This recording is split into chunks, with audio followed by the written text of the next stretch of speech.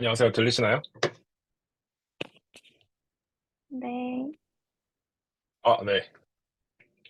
반갑습니다.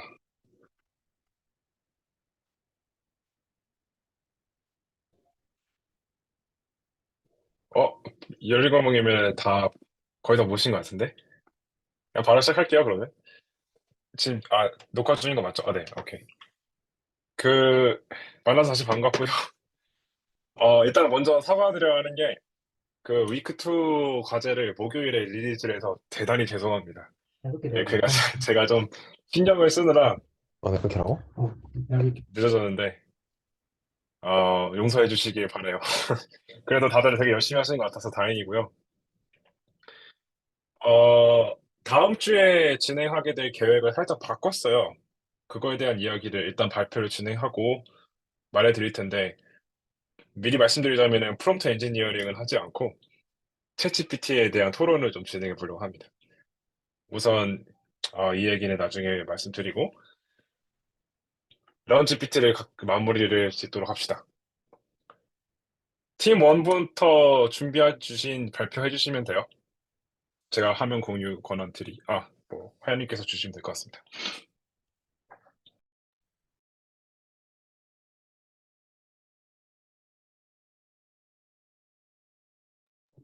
안녕하세요.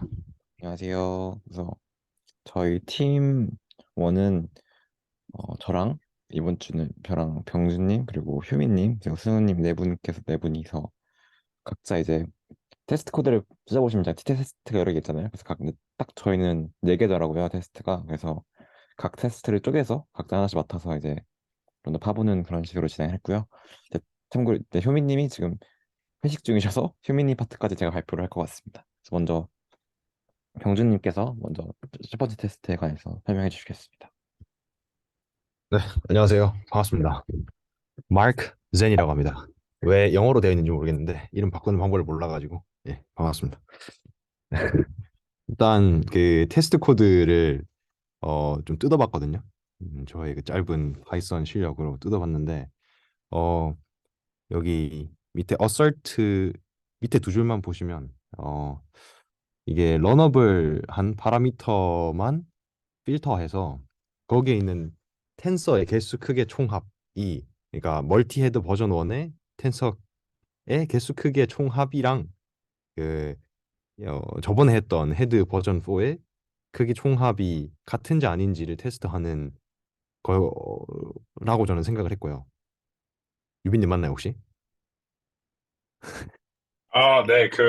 의도했던 거는 둘이, 그러니까 학습에 필요한, 네, 학습해야 하는 파라미터의 카운트가 동일하다? 네. 네, 그렇게 맞죠, 맞죠. 이해하시면 됩니다. 그래서 네. 거기에서 유추할 수 있는 게 학습하는 파라미터의 양이 동일하느냐가 테스트의 목적이었고 그래서 봤을 때 동일하더라고요.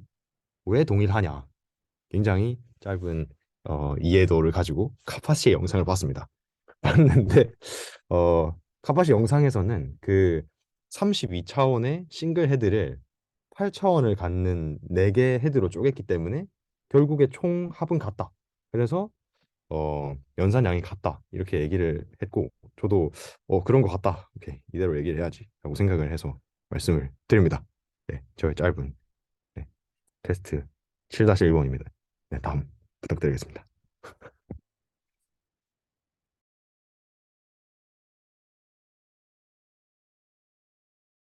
네, 다시 저로 돌아가서 이제 효민님께서 테스트를 해주셨는데 이제 테스트 같은 경우에는 이제 멀티헤드가 이제 싱글헤드에 비해서 이제 수렴이 좀 더 빠르다. 그리고 그러니까 어떻게 트레이너블 했을 때 뭐 장점이 있다, 대비해서 장점이 있다라는 걸 보여주는 테스트라고 저는 생각을 했고요.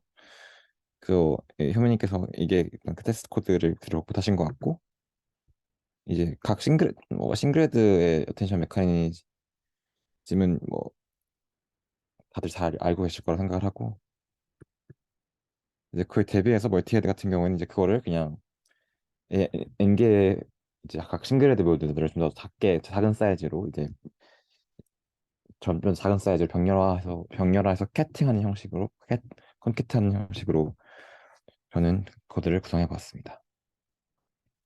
그래서 뭐 이런 식으로 표현할 수 있을 것 같고요. 뭐 그림을 찾아주신 것 같은데, 그래서 저는 궁극적으로 봤을 때, 그래서 효민님께서 뭐 이런 테스트 코드에서 어떤 것들을 확인을 하는지, 뭐 일단 솔트를 해서 일단 제대로 헤드 배스가 되는지를 확인을 하고, 그다음에 이제 헤드 사이즈 계산하고, 이제 셀프 점 헤드라는 셀프 프로젝션이 뭘 하는지 뭐 이런 것들을 잘 적어주신 것 같고요.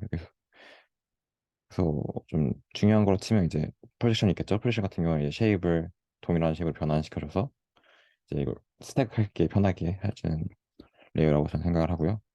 실제로 그걸 돌려보면 아직 뭐 레이어가 깊거나 그러지 않아서 그 로스의 수렴이 그렇게 큰 차이가 나타나지 않지만, 그래도 어쨌든 이 멀티헤드 레이어 같은 경우에 좀 더 수렴성을 빠르게 하는 결과를 나타낼 수 있어요. 그래서 왜 그런지 이제 좀 개인적으로 생각도 해보고 찾아봤는데, 일단 뭐 캐파시나 아니면 다른 사람들 많은 학자들의 주장은 그거예요. 일단 이 멀티헤드 어텐션이라는 게, 그러니까 이, 이 모델 자체가 이제 언어나 아니면 워드, 이 캐릭터나 아니면 워드가 갖고 있는 멀티플한 릴레이션십 자체를 되게 잘 캡처할 수 있고 인코딩할 수 있게 하는 에빌리티를 부여한다. 근데 또 그렇기 때문에 성능이나 실험성이 증가한다라고 이제 주장을 하는데, 저도 그 주장에 동의를 하는 바이고요. 근데 또 좀 찾아보니까 사실은 별 차이가 없다, 뭐 이런 주장도 있더라고요. 그런 측면에서 보면. 그래서 2021년에 나온 논문이 하나 있는데, 그래서 멀티헤드에서 싱글헤드의 이제 트레이닝 관점에서 비교해 본 게 그런 논문이 있어서 한번 그냥 재미있어서 살짝 공유를 해드리고 싶어서 갖고 왔는데, 그래서 여기서 말하는 메인 어드밴스는 그거예요. 사실상 그럼 이제 다양한 관계를 포착한다는 것 자체는 사실 보면 이제 다양한 포지션에서 그 캡처할 수 있다는 건데. 주원님, 네? 잠시 끊어서 죄송하지만 혹시 다른 걸 보여주고 계시나요? 제가 아니요. 아, 어, 죄송합니다. 다 논문을 보여주신 줄 알았어요. 아, 죄송합니다. 논문을 보여주시진 않고, 그냥 거기서 골자만 말씀을 드리면, 제목은 이렇게 되고요. 그래서 거기서 말하는 바는 그런 거였어요. 그래서 예를 들어서 이제 384 레이어짜리 싱글 헤드 어텐션과 이제 이거를 16 헤드를 바꾸면 사실상 24 레이어로 바꾼 것과 어, 차이가 없다. 그래서 결국 얘는, 그러니까 그런 식으로 치환을 하면 사실 이 뭐 멀티플한 포지셔널에서 이제 이런 관계를 인코딩하는 능력 자체는 똑같 동일할 수밖에 거의 동일하다. 그러니까 이 멀티헤드 어텐션의 가장 큰 장점은 뭐 이런 관계성을 잘 포착해내는 것이라기보다는 그 관계성을 포착해내는 어빌리티를 갖기 위해서 필요한 레이어 수를 줄일 수 있고, 그것 때문에 어떻게 트레이닝 스태빌리티가 올라간다, 이런 게 가장 큰 장점이다, 뭐 이런 식으로 주장한 논문도 있어서 그냥 공유 드리기 위해서 갖고 왔습니다. 테스트 3 같은 경우에는 그래서 이제 유빈님께서 멀티헤드 어텐션 버전 2를 이게 만들어 주셨는데, 이게 왜 빠르냐? 그러니까 실제로 이제 테스트 돌려보면 헤드 개수를 늘려 갈수록 이제 차이가 좀 더 커지는 게 나타나거든요. 그래서 헤드 개수가 1일 때는 한 1.2배 정도 차이가 났고, 이제 80에서 교차가 되면 거의 뭐 7배 이렇게까지 차이가 나는데, 왜 빠르냐를 봤을 때 사실 이제 뭐 하는 건 이제 테스트 4가 사실 로지컬리 세임하다는 걸 보여준 테스트이기도 하니까 사실 똑같은 연산을 하는 건데, 그럼 뭔 차이가 있냐라고 하면 어 이제 버전 1 같은 경우에는 이런 식으로 이제 되게 이제 익스플리시트한 루프를 사용해서 이제 이걸 병렬화하지 못하고 약간 순차적으로 진행하는 경향성이 있고, 이 여기서는 이거를 그냥 하나의 더 큰 텐서로 만들어서 그냥 이 모든 멀티헤드들을 동시에 처리를 하는 한 차이가 있습니다. 그래서 이제 이건 사실 좀 언어적 특성이랑도 기여하는 것 같아요. 찾아보니까 그냥 파이썬과 파이썬 자체가 그냥 익스플리시트 류를 처리하는데 되게 적합하지 않은 그냥 구조를 가지고 있다. 왜냐면 이제 얘들은 이제 다 그러니까 이 메모리에 직접적으로 접근하는 게 아니라 이제 뭐 모델 형태로 접근하기 때문에 뭐 그런 이기도 하고, 또 이러한 아까 말씀드린 것처럼 그런 식으로 하게 되면 이제 패러라이제이션 자체 능력에 지금 이 상황에서는 CPU를 사용하기 때문에 큰 차이가 없을 수 있지만, 만약 GPU를 사용하게 된다면 아마 두 버전 사이에서 이제 패러라이즈 할 수 있는 한계의 차이가 있기 때문에 그런 거에서 좀 차이가 벌어질 수도 있을 것 같다라는 생각이 들었고요. 또 이 유미님께서 이 버전 2에서 사실 컨티기어스를 넣으셨어요. 사실 좀 컨티기어스가 사실 좀 중요한 역할을 할 줄 알고 컨티기어스 빼고도 한번 들려봤는데, 사실 그 차이는 없더라고요. 그래서 제가 좀 생각을 해보니까 지금 자체에서는 뭐 이렇게 모델 사이즈나 아니면 이 데이터 사이즈가 작아서 컨티기어스 컨티뉴어스 굳이 하지 않아도 이제 크게 연관성은 없겠지만 나중에 만약에 더 큰 모델을 사용한다든지 아니면 더 많은 파라미터 뭐 컨티뉴어스 사용하지 않으면 이제 어텐션들이 정렬되지 않은 상태로 얼라인 될 수도 있는 그러한 모델에서는 컨티뉴어스 하지 않게 되면 이제 이걸 할 때 뭐 계산할 때 연산할 때마다 한 번 더 메모리 어세스가 발생하니까 뭐 그런 데서 오버헤드 발생할 수 있지 않을까 그런 생각을 해서 멀티헤드 버전 2의 장점은 이제 그러한 것들을 하지 않는다. 굉장히 멋있는 코드를 짜주셨다 생각을 했습니다.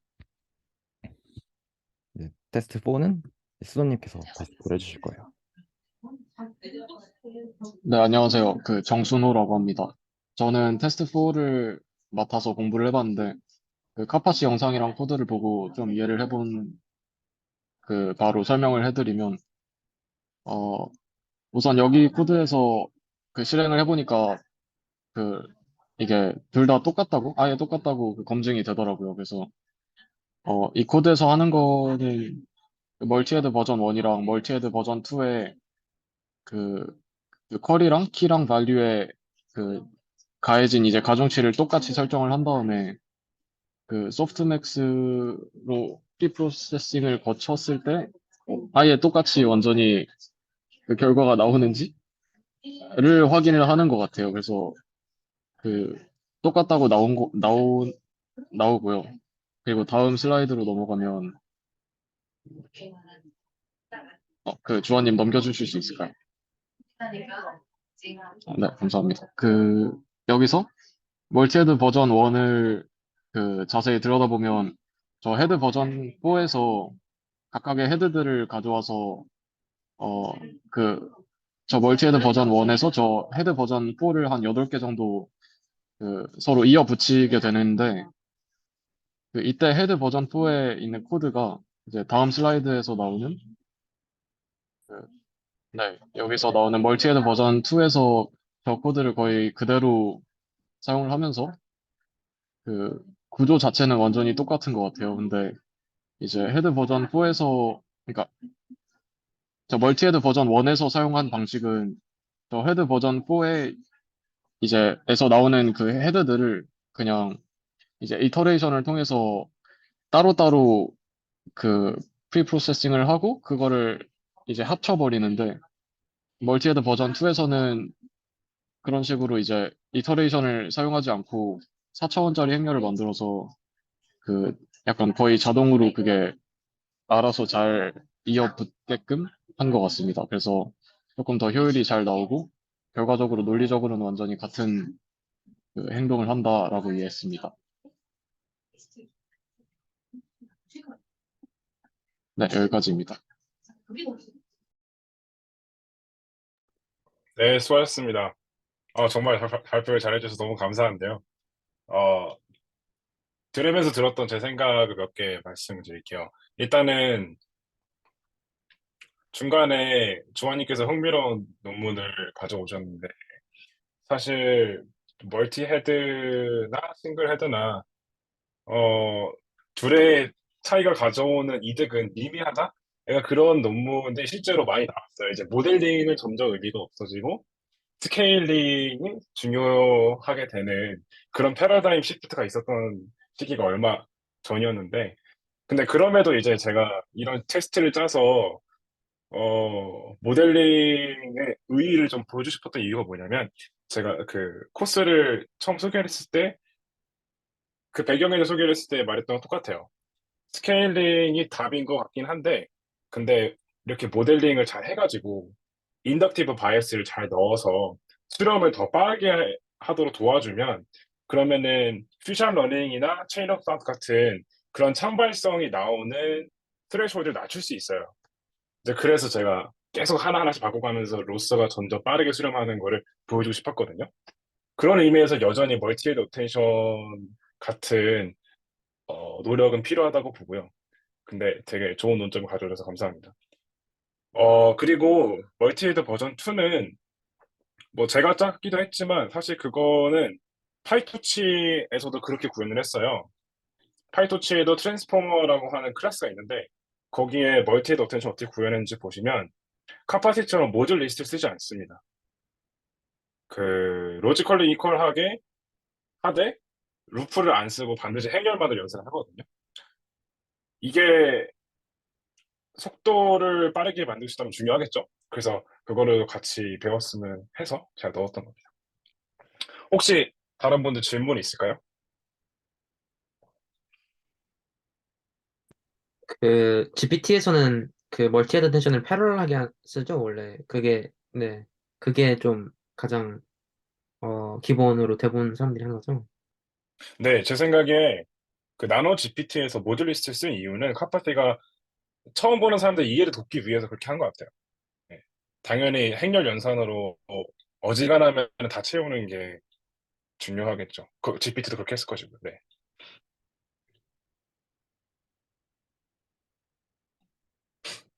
아, 그리고 발표하다가 중간중간에 그 아까 병진이처럼 저한테 질문 걸으셔도 괜찮은 것 같아요. 되게 재밌네요. 네, 그렇게 대화하면서 같이 풀어나가는 것도 괜찮을 것 같습니다.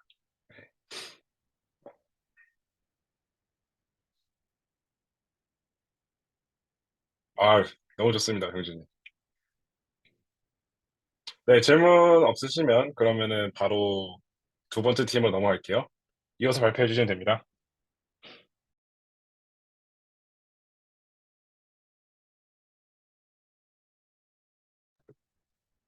목소리랑 화면 잘 보이시나요? 네, 잘 보이고 잘 네, 저희는 팀 2고요. 윅 2도 앞서 제시된 칼파시 강의나 리드미에 작성해 주신 요구 사항들을 보고 각 팀별로 집중해서 답해야 되는 그런 태스크들이 있었습니다. 저희에게 주어진 약간 러닝 퀘스천은 Why do we need feedforward? 그러니까 왜 feedforward가 필요한지를 이해하는 것이었는데 테스트 8은 크게 테스트 feedforward 네트워크 헬스와 그 아래 보면 테스트 residual connection health when network is deep 이렇게 두 가지로 구성이 되어 있는데 먼저 앞에 있는 테스트 feedforward network health를 보면 목적이 일단 코드를 살펴보면 멀티 헤드 버전 2와 블록 버전 1을 각각 사용해서 로스를 계산을 하고 로스의 크기를 비교해서 무엇이 더 좋은 성능을 보이는지를 확인하는 것이었습니다. 해당 테스트를 돌리기 위해서 해야 되는 투두가 두 가지 있었는데 하나는 feed forward를 구현하는 거고 나머지 하나는 block version 1의 forward를 구현하는 것이었습니다. 유비님과 하연님께서 리드미를 잘 작성해 주셔가지고 편하게 구현할 수 있었던 것 같습니다. 먼저 feed forward 네트워크, 뉴럴 네트워크의 수식을 확인하면 이렇게 relu 펑션을 활용하면서 총 두 번의 선형 회귀식으로 이루어짐을 확인할 수 있습니다. 제시해 주신 쉐이프 정보들을 활용해서 투드를 메꿔주면 이렇게 하이라이트 친 부분과 같이 시퀀셜을 활용하여서 식을 그대로 옮길 수 있습니다. 그 다음에 투두가 블록 버전 1의 포워드를 구현하는 것이었는데 멀티헤드 어텐션을 통과한 후에 feed forward 레이어를 통과해주면 됩니다.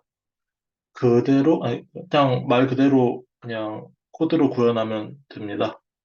이렇게 해서 이렇게 두 가지 투두를 하고 나면 테스트를 돌릴 수 있는데, 이렇게 패스가 떴으니 멀티헤드 버전 2에 활용했을 때 로스 값이 블록 버전 1을 사용했을 때보다 크다는 것을 의미합니다. 블록 버전 1의 성능이 멀티헤드 버전 2보다 더 좋은 성능을 보였다는 것인데, 여기서 feedforward가 도움을 주었다는 것을 확인할 수 있습니다. 멀티헤드 어텐션을 수행하여 얻은 각각의 헤드는 자신의 관점에 따라 정보가 치우쳐져 있는데 이 feedforward를 통해서 균등하게 이를 섞어주는 것으로 이해했습니다. 그 다음으로 돌려볼 테스트는 테스트 residual connection health when network is deep 인데요. 살펴보면 앞선 테스트와 똑같이 결론적으로는 로스를 비교해서 성능을 비교하는 것이 목적입니다.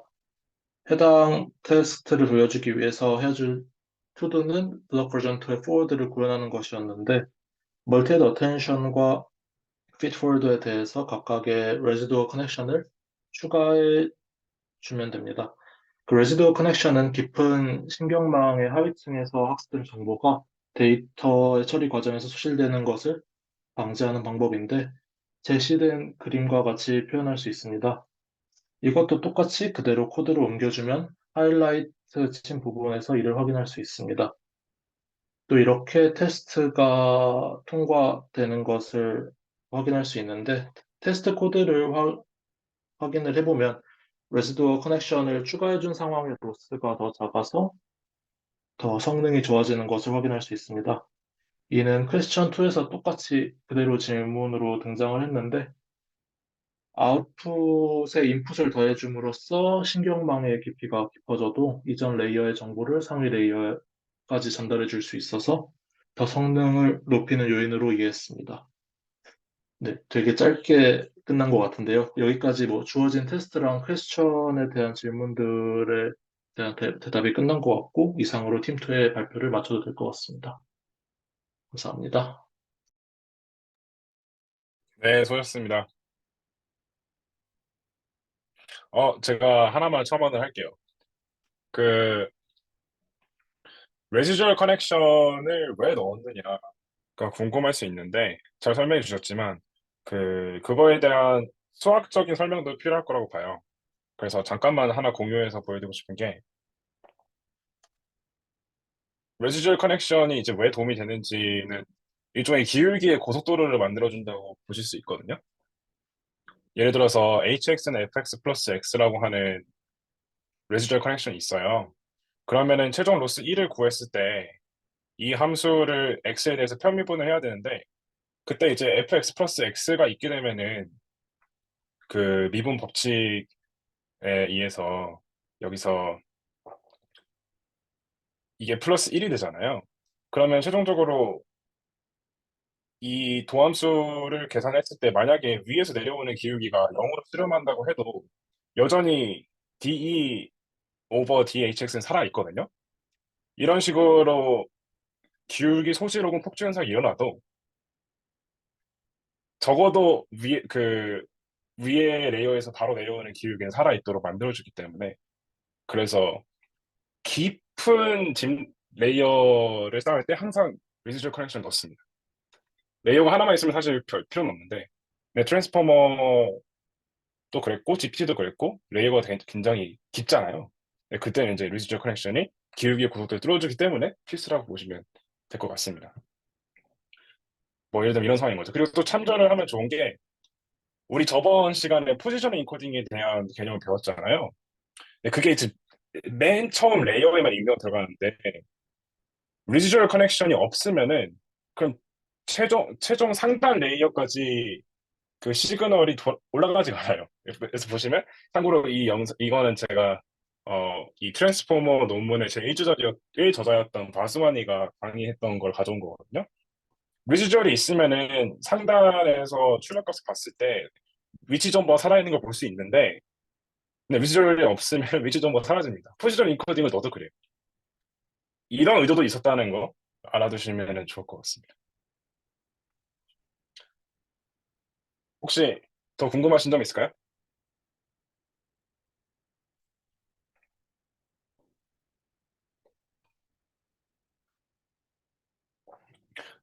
네, 팀2 수고하셨고요. 이어서 세 번째 팀 발표해 주세요. 네, 발표하겠습니다. 네, 보이시죠? 네. 네, 제가 카페에 있다가 지금 마음이 쫓겨나서 밖에 있는데 추우니까 빨리 하겠습니다. 그래서 저희 팀3는 이제 저희 주 목적은 이제 레이어 노멀라이제이션을 이제 붙이는 거였어요. 그래서 저희가 멀티헤드 어텐션이랑 리드 포월드 두 개가 있는데 그 각각의 앞에다가 레이어 노멀을 이제 붙이는 게 테스트입니다. 그래서 먼저 큰 구조를 보시면은 이제 기존에 저희가 셀프 헤드랑 이제 리드 포월드 이제 두 개 있었는데 그 안에다가 이제 레이어 놈을 이제 각각 두 개를 이제 구현을 해서 각각 이렇게 붙여주는 그런 식으로 이제 붙여주게 됩니다. 그래서 레이어 노멀레이션을 어떻게 구현을 하느냐 살펴보면은 일단 파라미터 몇 개를 이제 소개를 하는데 그래서 감마, 베타, 그다음에 EPS를 선언하게 됩니다. 그래서 이거 감마 같은 경우에는 이제 1로 소개를 하고 베타는 0으로 소개를 하게 됩니다. 그리고 EPS는 이제 나중에 보시면 알겠지만 이제 나눠줄 때 0이 되는 걸 방지하기 위해서 넣는 가장 작은 값이라서 10의 마이너스 6승으로 초기를 해줍니다. 그래서 간단하게 구현 자체는 이제 x의 민값, 그다음에 x의 스탠더드 데비에이션, 표준 나눠주고 그래서 이거는 다 아실 거예요. 그래서 빼주고 나눠주고 감마를 곱해주고 거기에 이제 베타를 더해주게 됩니다. 그래서 테스트를 하나씩 보시면은 테스트 9-1에서 이제 노멀레이션을 거쳤을 때 정말 이제 민값이 0이 되고 밸리데이션이 이제 1로 되는지 그걸 확인하는 코드예요. 그래서 네, 그래서 보시면은 쓸 때 제로로 이제 만들어준 거랑 이제 1로 하는 거랑 이제 두 개가 같은지를 확인하는 겁니다. 그리고 테스트 9-2 같은 경우에는 이제 레이어 놈이 이제 있는 것과 없는 것 그것의 이제 차이, 그러니까 기울기, 소실, 베니싱 그레디언트를 이제 해결하기 위해서 레이어 놈을 이제 넣는 건데 이제 넣지 않았을 때 기울기, 소실이 정말 일어나는지 그걸 이제 확인하는 코드예요. 그래서 첫 번째가 레이어 노멀레이션 없이 이제 without norm. 그래서 이걸 했을 때 학습을 이제 진행을 했을 때 다 0이 돼버린다는 코드입니다. 그리고 두 번째 레이어 놈을 이제 넣었을 때 이제 0이랑 비교를 했을 때 같지 않다. 이렇게 해서 확인을 할 수 있는 그런 테스트 코드였고요. 테스트 이제 세 번째에서는 레이어 놈을 이제 뒀을 때 이제 안 놓은 것보다 학습 속도가 개선되냐, 즉 이제 동일 단계, 동일 시스템만큼 이제 학습이 이루어졌을 때 로스 값이 어느 게 더 작냐, 그거를 이제 비교하는 코드예요. 그래서 저희가 해보면 알겠지만 로스 값이 이제 레이어 놈을 붙인 게 더 작은 걸 알 수 있습니다. 그래서 저희가 부가적으로 이제 관련해서 몇 개 이제 논의하다가 팀 내에서 논의했을 때 몇 개의 질문을 이제 뽑아봤는데 레어돔이 이제 근본적으로 베네핏 그레디언트를 어떻게 만회를 하느냐. 그래서 사실 RNN이 아니고 이제 보통의 딥러닝 이제 모델에서는 배치 노멀레이션을 많이 언급을 하는데 이제 유빈님이 코드에 이제 레퍼런스 넣어준 논문을 살펴보면은 이제 어, RNN에서 이제 왜 배치를 못 쓰고 이제 레이어 노멀레이션을 쓰게 되는지 그런 내용들이 나와 있어요. 그래서 몇 개를 보시면은 이제 커버레이트 시프트라고 해서 결국엔 이제 인풋이 계속 그 데이터 분포가 바뀌어서 들어온다는 겁니다. 어떤 거는 이제 굉장히 스케일이 클 수도 있고 스케일이 큰 값이 들어올 수도 있고 어떤 거는 굉장히 작은 값이 들어올 수 있는데 이거를 이제 동기화를 하지 않고 계속 이제 받아들이게 되면은 학습하는 데 있어서 굉장히 이제 인풋이 많이 들게 된다는 거죠. 그래서 이 분포를 항상 레이얼마다 이제 일정하게 초기화를 해주는 게 초기화보다 이제 정기화를 해주게 되는 게 도움이 된다라고 이제 논문에서 말하고 있습니다. 그래서 여기서 보면 아시지만 이 시스템마다 이제 grow나 shrink, 그러니까 자라거나 없어지는 게 every time 스텝마다 일어나는데 이게 계속 중첩이 되면은 베니싱이 되거나 아니면 exploding 되거나 한 가지 문제를 이제 일으킬 수 있다는 거죠.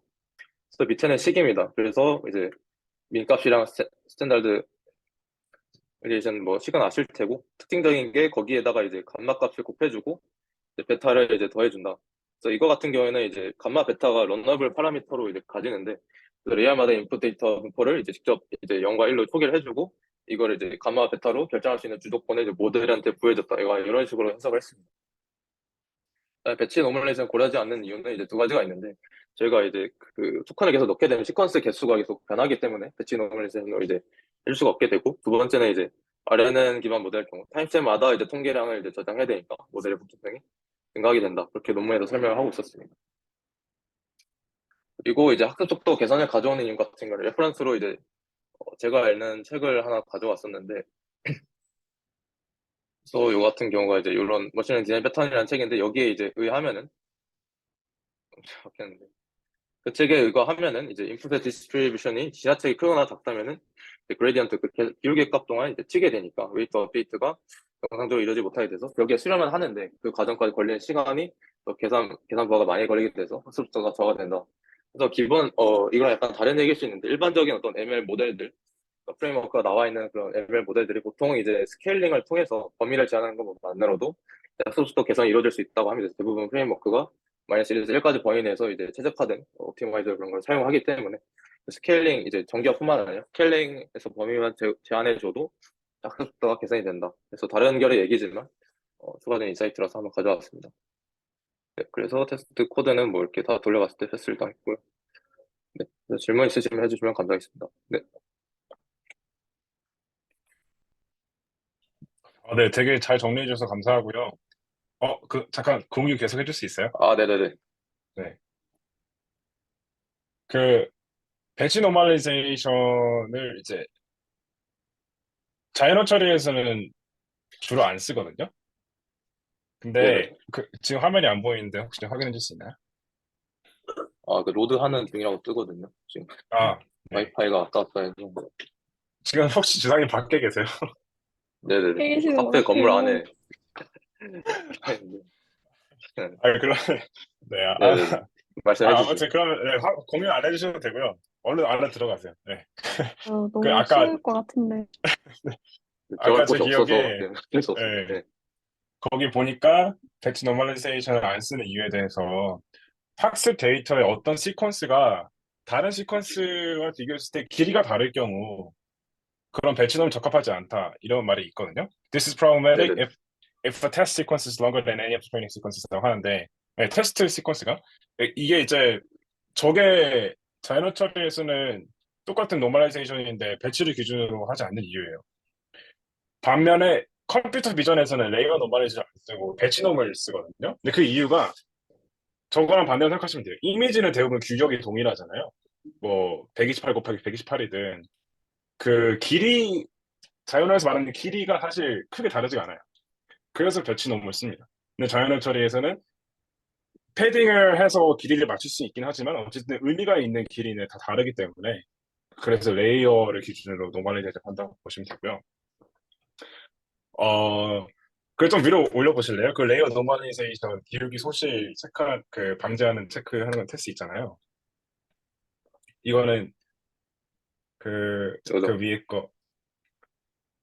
네, 요거예요. 위에 거. 네, 이건 여담인데 이 테스트를 제가 안 짰고요. 저 챗GPT한테 시켜서 챗GPT에 짜줬어요. 제가 이렇게 썼었어요. 레이어 노멀라이제이션 공부하고 있는데 정은 이렇게 되고 내가 알기로는 레이어 노멀라이제이션이 기울기 소실을 완화하는 걸로 알고 있다. 근데 이거를 테스트 드리븐 디벨로먼트로 테스트 짜고 싶은데 어떻게 할 수 있냐 하니까 바로 짜주더라고요. 제가 조금 바꾸긴 했는데 좀 놀랐습니다. 네, 나름 잘 이거를 테스트하는 것 같았어요. 그래서 네, 그거를 알고 계시면 되고 네, 주상님 안으로 들어가셔도 됩니다. 제가 화면 공유 하나만 네. 할게요. 네. 고생하셨습니다. 네, 그 마지막으로 보여드리고 싶은 게 아까 주사님께서 잠깐 보여주셨던 논문인데 레이어 노멀라이제이션이 제목인 논문이 있어요. 그 딥러닝의 전설 힌튼이 지도했던 논문인데 여기 보시면은 딱 한눈에 들어오는 실험 결과가 있어요. 이제 당시에 2016년이니까 트랜스포머 없었을 때죠. 그때는 이제 LSTM이 주도하던 시대였는데 노멀라이제이션을 아예 안 해도 사실 학습은 할 수 있어요. 근데 문제가 뭐냐면 엄청 오래 걸립니다. 수렴이 느려요. 근데 노멀라이제이션 하면은 확 빨라지는 거 볼 수 있죠. 근데 초록색이 지금 잘 보시면 배치 노멀라이제이션이에요. 이것까지 좋은데 더 좋은 게 뭐냐면 레이어 노멀라이제이션이거든요. 파란색. 이게 아까 말했던 그 이유 때문이에요. 자연어 처리에서는 문장마다 길이가 다르기 때문에 배치놈보다는 레이어놈이 적합하다. 그래서 레이어놈은 아예 안 하는 게 제일 느리고 배치놈은 빠른데 제일 빠른 건 레이어놈이다.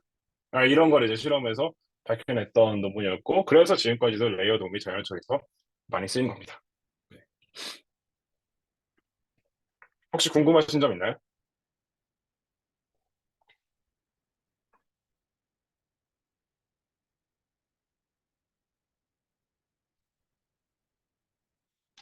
네, 그럼 마지막 팀으로 넘어가겠습니다. 네 번째 팀 발표해 주세요.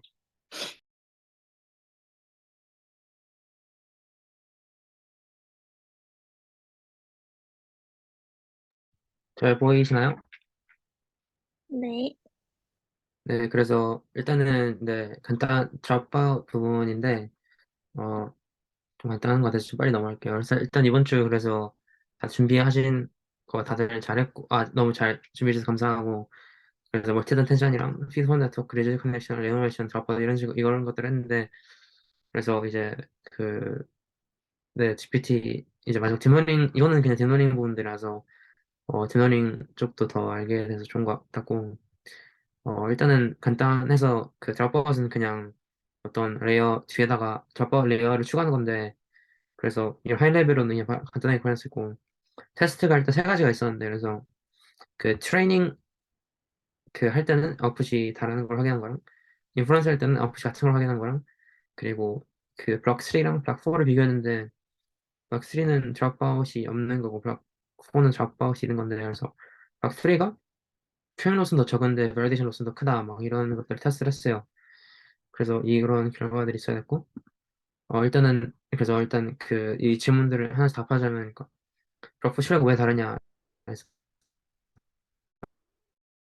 제가 한 번 더 설명드리자면 그러니까 레이어가 그러니까 이렇게만 보면 뭔지 모를 수 있는데 그러니까 잡바웃이 그러니까 좀 랜덤하게 이 그 잡바웃이라는 하이퍼 파라미터를 가지고 랜덤하게 뭐 0.1이면 10%만큼의 노드를 끄고 그리고 그런 거라서 그래서 트레이닝 할 때는 항상 그렇게 가끔씩 0.1이나 10%나 20%나 그 정도 노드를 무작위로 끄고 그 트레이닝을 하니까 그래서 출력값이 항상 다르고 평가 받을 때는 노드를 안 끄고 그리고 그냥 아웃풋을 좀 이 스케일링을 해줘요. 왜냐면 그 아웃풋이 노드가 평상시 90%였다가 이제 인프런스 할때 10%, 100%면 10% 정도 더 많아지니까 그래서 그만큼 스케일링을 해줘가지고 아웃풋이 줄여지고 그래서 그 인프런스나 에밸리에이션 모드에서는 모든 노드가 작동하니까 그 학습 모드일 때는 스토캐스틱한 부분들이 없고 그래서 벅퍼를 비교했을 때 그 드랍버스는 이렇게 레귤레이션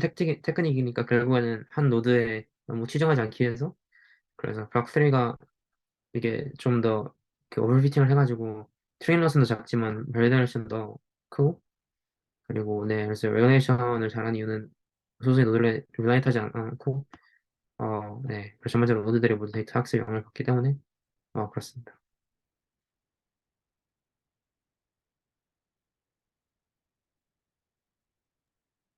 마무리 하신 건가요? 아 네네 네. 혹시 드랍아웃을 앙상블 러닝으로 보는 것도 혹시 얘기가 오갔나요? 아니요 아 그러면 안상은 네. 하연님께서 한번 그렇게 첨언해 주실래요? 제가요? 아, 그 앙상블 러닝이라고 그 독립적인 모델 여러 개의 결과의 평균을 기하 평균을 뭔가 최종 아웃풋으로 쓰는 방법론이 있어요.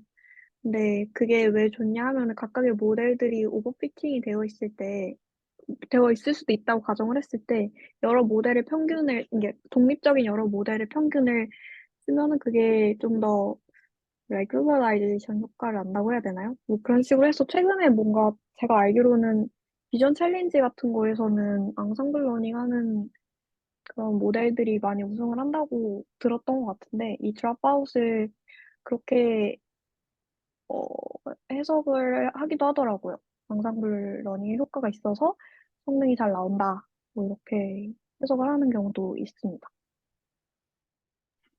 네, 그 대수의 법칙에 의하면은 독립 사건이 많으면 많을수록 그 독립 사건들의 기하 평균은 참값에 수렴해요. 그래서 이제 막 머신러닝 해커톤 같은 거 있잖아요. 그러면서 이제 정확도 경쟁할 때 기승전 안산불 기법으로 승리를 하거든요. 뭐 트랜스포머 쓰고 버트 쓰고 GPT 그냥 다 모아가지고 출력값 확률 분포 나온 다음에 그걸 기하평균 취하면은 어지간하면 1등을 됩니다. 그런 거랑 비슷하게 드랍아웃을 보실 수도 있어요. 트레인 모드일 때 랜덤하게 뉴런을 끄잖아요. 그러면은 첫 번째 인퍼런스를 할 때 또 다른 모델이 있는 거고 두 번째 인퍼런스를 할 때도 또 다른 모델이 있는 거라 여러 독립적인 모델의 앙상블 러닝이라고도 볼 수 있어요. 실제로 드랍아웃 논문을 보면은 하연님에 의하면은 그 트레인 모드일 때 그 출력 값을 기하 평균을 취하면은 이별 모드일 때 출력 값이랑 동일하다고 합니다. 그래서 드랍아웃은 앙상블 러닝이 잘 되는 이유와 그 드랍아웃 잘 되는 이유가 동일하다고 이해하면 될 것 같습니다. 혹시 궁금하신 점 있나요?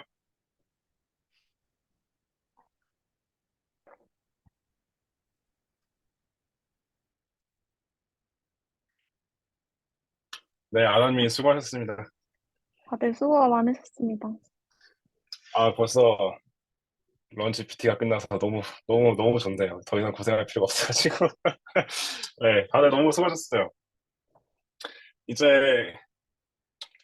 한 주 남았는데 그때 뭐 할지에 대해서 이야기를 하기 전에 제가 한 가지 부탁드리고 싶은 게 있습니다. 잠깐 화면 공유 좀 할게요. 아, 자, 제가 큰 그림 그리는 거 좋아하거든요. 그래서 지금 뭘 하고 있냐면은 런 GPT를 개편할 생각을 하고 있어요. 근데 저랑 같이 이거를 개편에 동참하실 분을 모집해 보려고 해요. 그거에 대한 제 어, 계획을 알려드릴게요. 일단 목표는 카파시 어그로 끄는 거고요. 이거 개편해가지고 카파시한테 DM 보낼 겁니다. 어떻게 될지는 몰라요.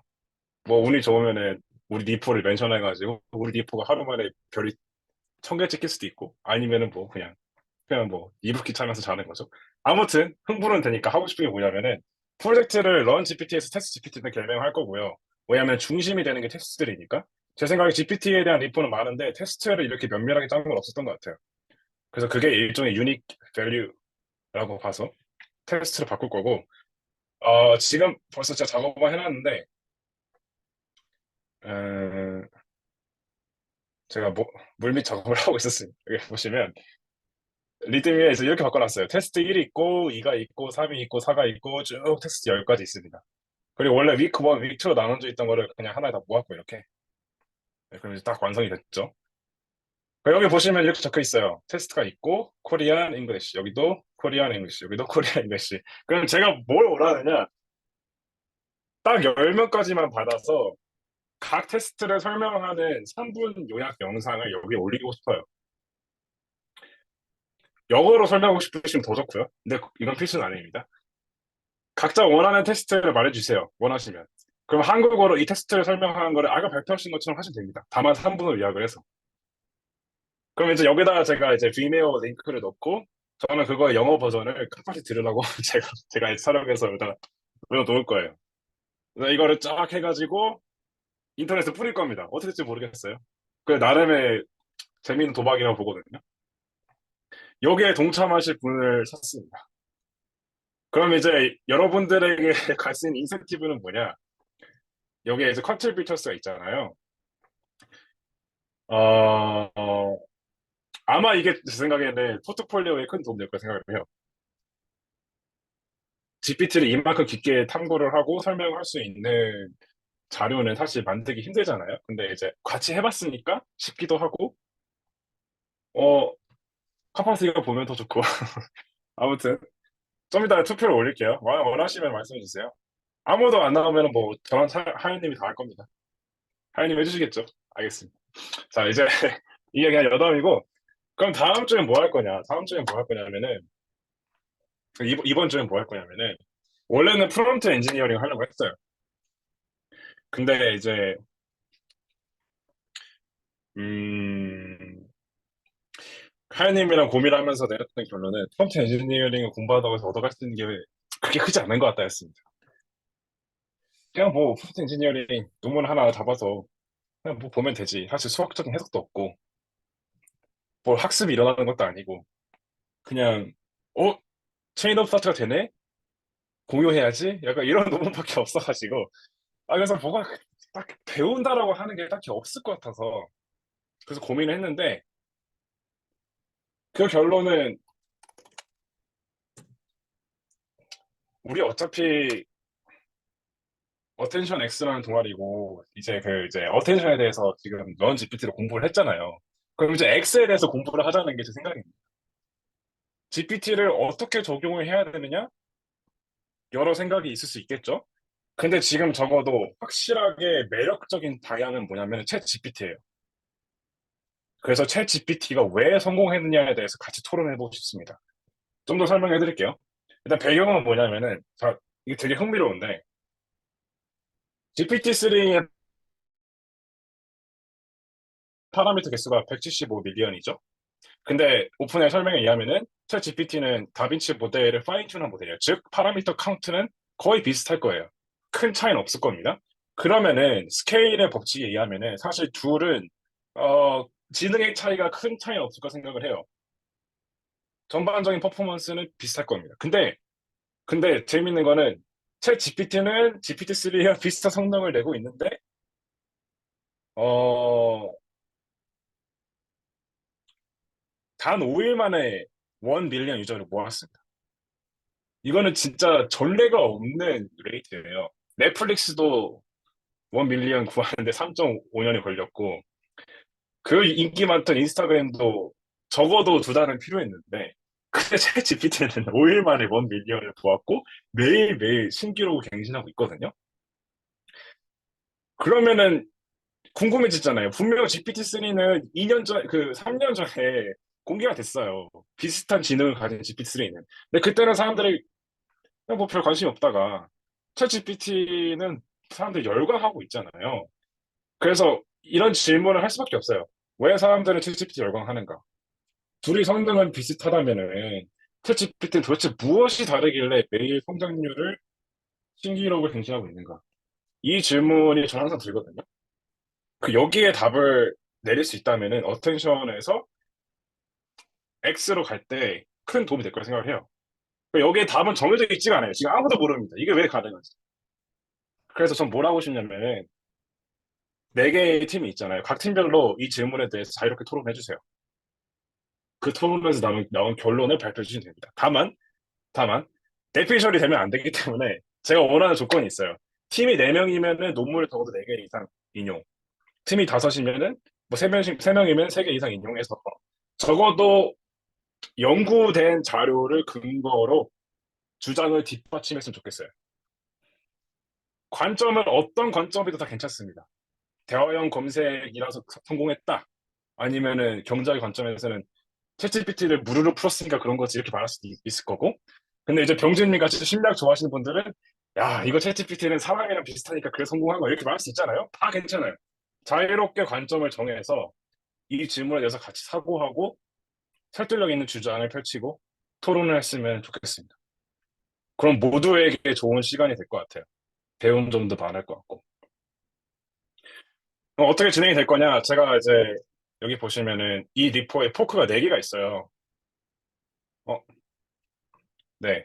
그 각자 팀별로 포크가 있고요. 디스커스 챗 GPT 팀 1, 2, 3은 어디 갔지? 어디가 있을 겁니다. 제가 만들 게 없으면. 이 포크에서 그 발표 자료를 그냥 여기다가 푸시를 하시고 이 다음 주 월요일 오후 10시까지 이 리포에다가 풀 리퀘스트를 올리시면 됩니다. 아, 10시까지 하면 안 되겠네. 6시까지 풀 리퀘스트 올리시면 제가 리뷰를 해서 여기 머지를 하고 그때 이제 이 발표 자료를 같이 보면서 이야기를 하고 싶어요. 어떤가요? 프롬프트 엔지니어링은 훨씬 재밌을 것 같죠? 네. 네, 하연님. 제 박수 고생했습니다. 부대 하연님. 네, 감사합니다. 그렇게 생각을 하시면 될 것 같고, 어, 많은 재미있는 이야기가 오고 갔으면 좋겠습니다. 네, 혹시 궁금하신 점 있나요? 네, 제 생각에 이제 병준님의 눈이 번쩍 뜨이면서 앞서 우리 발표를 하실 것 심리학 같습니다. 전문가 병준님의 네, 패러디 기대합니다. 팀원은. 네, 정말 기대 많이 하고 있습니다. VC분들의 관점도 엄청 기대돼요. 그러니까 네, 저도 그것도 궁금해요. 유비님이랑 하연님도 따로 그 발표 자료 준비해서 발표하시면 안 되나요? 저희는 휴가석 내려고요. 네, 저희는 고생을 많이 했기 때문에. 아, 저희는 그냥 휴가 관람할게요. 2주 동안 수고했으니까 좀 쉬겠습니다.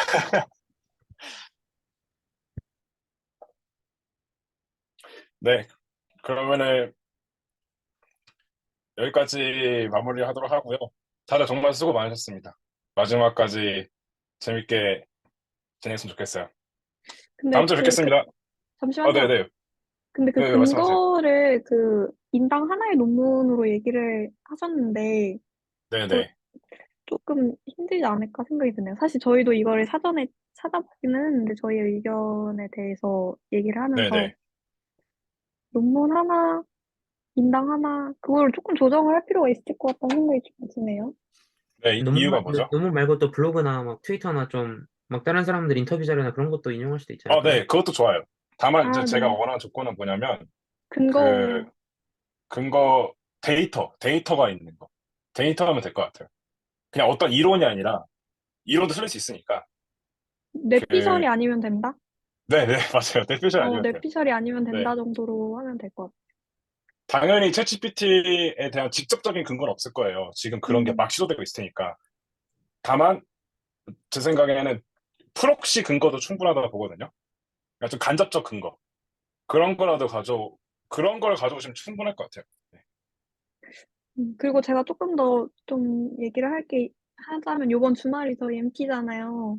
네. 그래서 그거를 고려를 하시고 어, 근데 뭐 일요일 날 하셔도 될 것 같기는 한데, 그런 아, 우리의 행사가 있다. 그러면은 우리 그럼 데드라인을 좀 미루는 것도 한번 고려해봐도 괜찮을 것 같아요. 네, 같이 생각해봐요. 네. 그럼 알겠습니다. 저희가 공지하겠습니다. 만약에 공지를 필요하면. 조금 이따가 하겠습니다. 네. 다들 고생 많으셨습니다. 런 PT 하시느라 고생 많으셨고, 오늘 여기까지 마무리하는 걸로 합시다. 네. 저와 함께 도박을 하실 분 지원해주세요. 네. 아무튼 수고하셨습니다. 하연님만 남고 나가시면 될 것 같아요.